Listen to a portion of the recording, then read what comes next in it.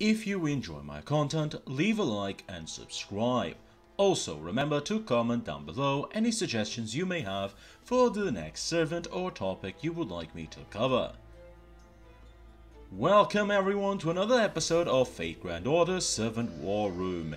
This is Holy Grail and I'll be discussing how your favorite servants would handle an actual Holy Grail War. Because you never know, maybe one day you're walking down the street and BAM! 疑似人格停止魔力の収集率規定値を突破第2段階限定解除を開始清掃発病乱合 Grey is a 4-star free assassin servant given to you in the Case Files event that just ended. There she played an important role as an ally. However, her first appearance as a character was in the Case Files novels. Her appearance as a servant is a special case, not even possible to summon through Chaldea, and only exists thanks to Liang's Noble Phantom. But let's imagine for a moment that for some miracle or curse, you were able to summon her into a Holy Grail War.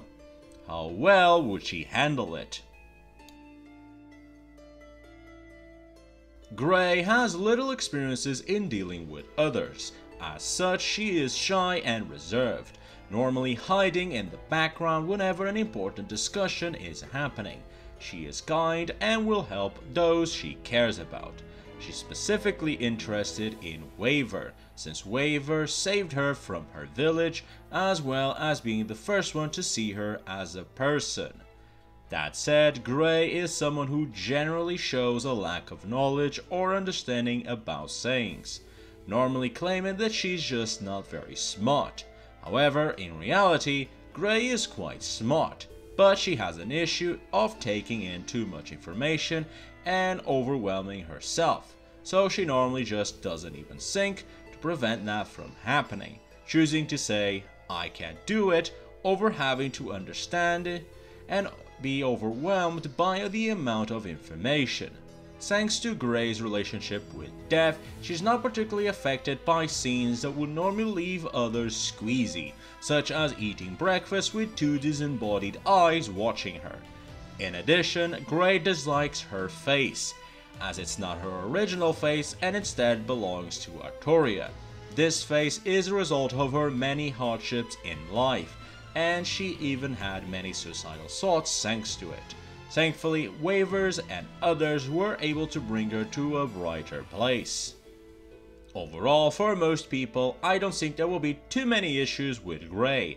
However, if you wanted a more independent servant, Grey's behavior may be a bit too much doll-like for you, since she will rarely voice her opinion or help in developing any strategy. Stats-wise, Grey is pretty decent for an assassin. However, Grey is not your typical assassin. She's not someone who goes after masters, rather she's closer to a fighter than an assassin. And as a fighter, her stats do seem a bit lackluster, so let's look at her skills to see if they change anything. Independent action, rank A+. Grey is mostly independent of a master and can exist even if her master dies or after the war has concluded. If she were to release a large amount of energy for her Noble Phantom, she would still not need her master's help. Magic resistance, rank C. Grey has some immunity to low-tier magecraft and can somewhat resist stronger spells, but in general, magecraft from the Age of Gods will be too much for her. Reflection of the King, rank A.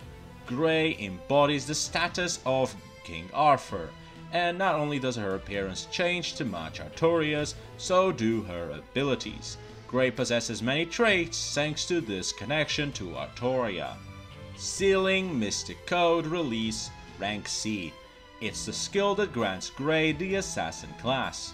Overall, it's a simple skill that allows Grey to alter the shape and size of her Mystic Code add into various forms, her most preferred form being a scythe. Anti-Spirit Combat, rank A. Grey has several connections to spirits as well as being trained in necromancy. giving her special privileges when dealing with spirits, including servants. While servants can still be a challenge to her, in general, Grey simply has an easier time dealing with an enemy that classifies as spirits. Protection of the Ends of the World, rank B. A skill given to anyone who wields Ronguminiad, providing a temporary buff to stats when in combat. However, since the spear was only given to Grey temporarily, making her not the true wielder, its rank is downgraded. And finally, there's her Noble Phantom, which is going to be long since we also have to talk about her Mystic Code, Add 2. Grey's Noble Phantom is Ronguminiad. Yes, that ridiculously powerful Noble Phantom that can even sustain a world by itself. However, before that, let's talk about Add. Add is a mystic code whose entire purpose is to seal and preserve Ronguminiad's mystery, essentially allowing its power to remain despite the Age of Gods no longer existing. Had has 3 stages of restraint on Ronguminiad, each one showing a different form and ability. The first stage is the one normally seen, where Grey wields Add as many different weapons, each form having different qualities, but its main ability is to absorb magical energy, making it quite deadly against spirits and magecraft. In addition, this absorbed magical energy is then run through Grey, enhancing her physical abilities, allowing her to perform feats that humans couldn't do. As for the forms, we have the Scythe, which is the most common form Grey uses, and for a reason.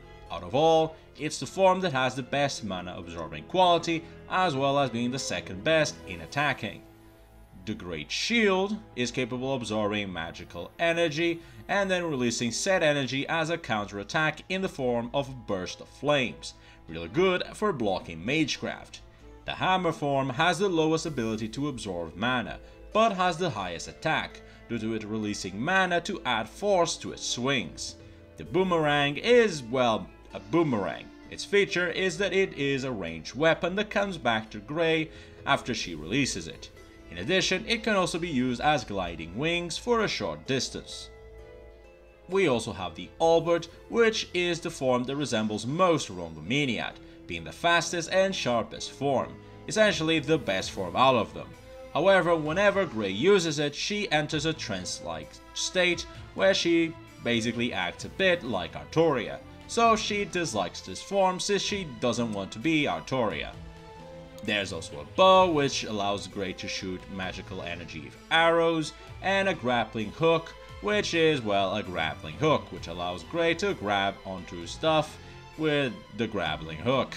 Finally, there's a great sword, which mimics Excalibur. There's no particular unique quality to it, so Grey rarely has a reason to use it. It's just there due to Arthur's fanatics that set up Grey. The second stage of Restrain releases the Noble Phantom Ronguminiad. At this stage, it's still weaker than its original self, but it still allows for a powerful beam attack on an enemy. Entering this stage will cause Grey to enter a trance-like state, where she feels Artoria's personality taking over. Finally, there's the last stage, where Ronguminiad can be fully released, but likely never will. For this stage, there will be 13 conditions that need to be met, needing only 5 to enter the stage. Each condition met will make Ronguminiad stronger, needing all 13 for Ronguminiad's full power. Upon release, Ronguminiad is shot at an enemy as a beam of light, obliterating them. Overall, Grey sounds like a particularly versatile combatant, with a powerful Noble Phantom, and with a particular affinity with servants. Anti-spirits. As mentioned in her skill, Grey is uniquely well suited against spirits, even servants, and her Mystic Code Add unique abilities give her quite an edge when fighting servants. If she even gets a simple hit, such as a small cut, she will steal away the magical energy of a servant, which is basically the same as stealing their lifeline. Sibyl. Although not mentioned in her skills, Grey is a Sibyl, who can perform divination. although she does so unconsciously and in particular only when dealing with spirits. This allowed her to receive visions from Iskander's shadows past, meaning that she's particularly well suited in figuring out who her opponents are. She's also heavily affected by demonic and spiritual entities and can sense them even when they are sealed in tight seals, making her exceptional at finding summons from casters and masters. Mana Burst. Although not in her skills, Grey can use the same Mana Burst as Artoria, allowing her to enhance her physical attributes by expelling high concentrations of mana, which, thanks to Ad, is quite easy to sustain. Already servant level. Grey was already capable of fighting toe-to-toe with another servant before she became an assassin, and while Iskander's shadow may be a low mystery servant, she was still a decent combatant with a powerful noble phantom. So now that Grey is a servant, she should have an easier time keeping up with other servants. Not skilled. Grey might be physically capable of fighting a servant, but she still lacks a crucial trait that many of the servants still have, and that's skill. Grey has versatility, raw physical power, and useful skills, but lacks the skill in combat to deal with any servant that's a soldier, knight, samurai, in other words, experienced fighters. With Grey, you'll mostly be on your own for any strategy, as Grey has barely any knowledge regarding the world of magecraft or holy grails. She'll only be able to provide you with the knowledge that the grail provides her. So that said, what's the best course? Well, Grey is an assassin that has no assassin skill, and works more as a fighter, so that already means that you're going for certain fights rather than targeting masters. Unfortunately, there's not that many unique strategies to go by. Grey is pretty straightforward, so going for fights or waiting out would be best. Her best trait is that she's not a heroic spirit, so many masters will be clueless on what she can do and who she is, so it's best to hide Rongomeniad as much as possible. Ideally, you turtle down and wait for the war to go by, and then when there's only one enemy left, you can just have Grey one-shot them with Rongomeniad.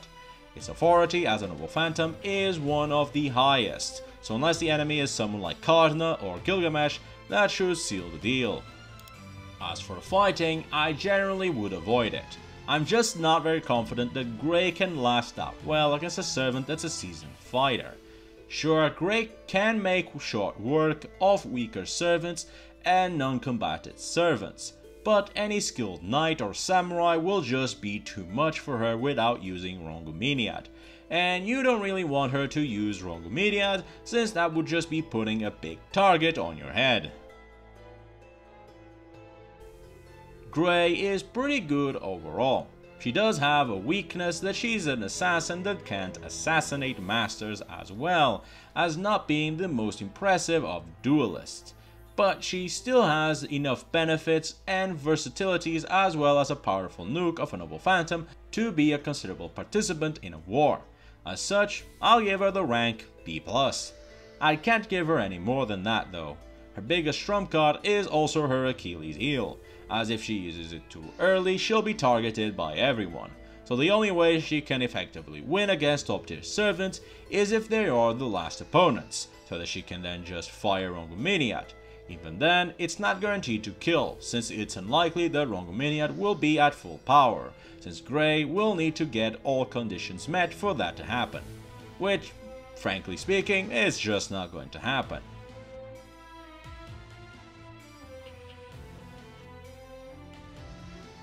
And that was Grey. To be honest, this video should have come out last week, but I just didn't have the time nor patience to really sit down and write a script and record my voice. But hey, here we are, and hopefully I can get Luvia's video out by tomorrow. Regardless, this is George again, and thank you for watching. And if you enjoy my content, remember to subscribe and like, and also comment down below as it really helps me out. Till next time, bye.